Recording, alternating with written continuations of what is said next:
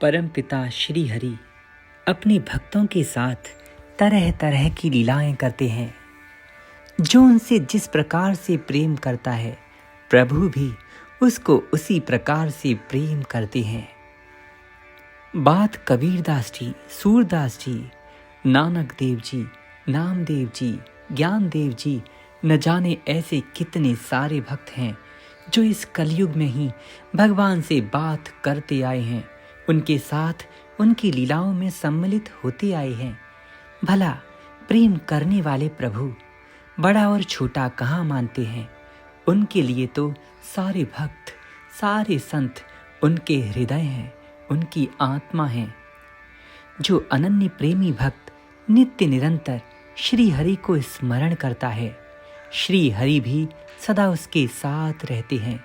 कभी सूरदास जी के लिए एक बालक बनकर आ जाते हैं, तो कभी नानक देव जी के लिए उनके शिष्य बनकर, कभी नामदेव जी के लिए आकर के उनका दूध पीते हैं, तो कभी मीराबाई के प्रियतम बनकर उनके भजन को प्रेम से सुनते हैं।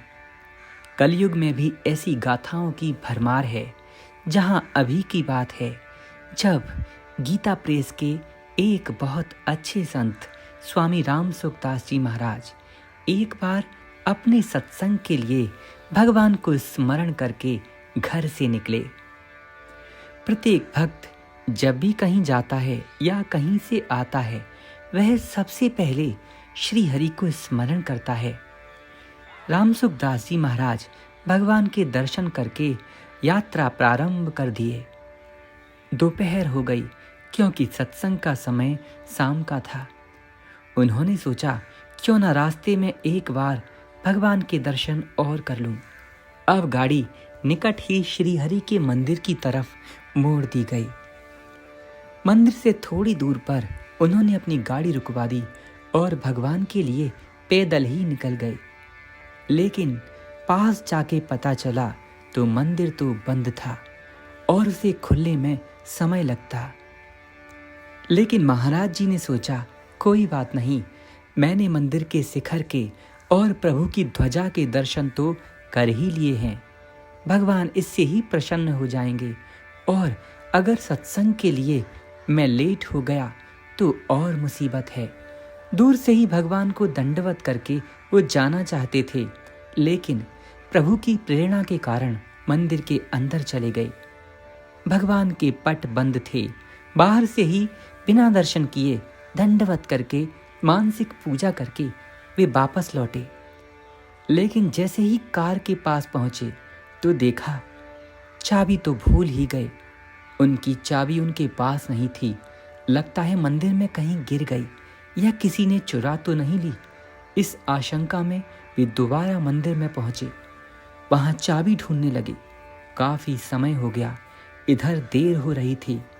लेकिन तभी उन्हें भक्तों की आवाज सुनाई दी कि भगवान के दर्शन होने लगे। पट खुल गए। स्वामी जी भी भगवान की तरफ चल दिए। प्रभु को प्रेम भरे नेत्रों से निहारने लगे। एकटक बाकी के साथ उनकी निगाहें उलझ गईं। भगवान के साथ नित्य लीला में खेलने लगे। ध्यान टूटा तो पता चला कि सत्संग भी जाना है। तभी अचानक एक छोटा बालक हाथ में चाबी लेकर उनके पास आया और बोला, महाराज, आपकी चाबी खो गई थी, ये लीजिए चाबी। स्वामी जी अवाक रह गए, एकदम निशब्द। वो समझ गए कि भगवान के अलावा दूसरा कोई इस बात को नहीं जानता। प्रभु की महिमा को बार बार याद कर रहे थे और नेत्रों में आंसू बहा रहे थे कि देखो, भगवान भक्तों के लिए चाबी चोर भी बन जाते हैं। भगवान का ऐसा स्मरण वे मन ही मन कर रहे थे और बार बार उनका गुणगान करते हुए चले जा रहे थे। प्यारे मित्रों, प्रभु अपने भक्तों के साथ आज भी ये लीलाएं करते हैं। आप सबके साथ भी ये लीलाएं होती होंगी। बात है अनुभव की। शाम को थोड़ा चिंतन कर लिया करो कि आज भगवान ने मेरी कहाँ कहाँ मदद की, कैसे कैसे हेल्प की। याद रखिए, प्रभु के अनेकों रूप हैं। वे कभी भी किसी भी रूप में, किसी भी माध्यम से अपने भक्तों के पास आ जाते हैं उनसे मिलने। जय श्री हरि।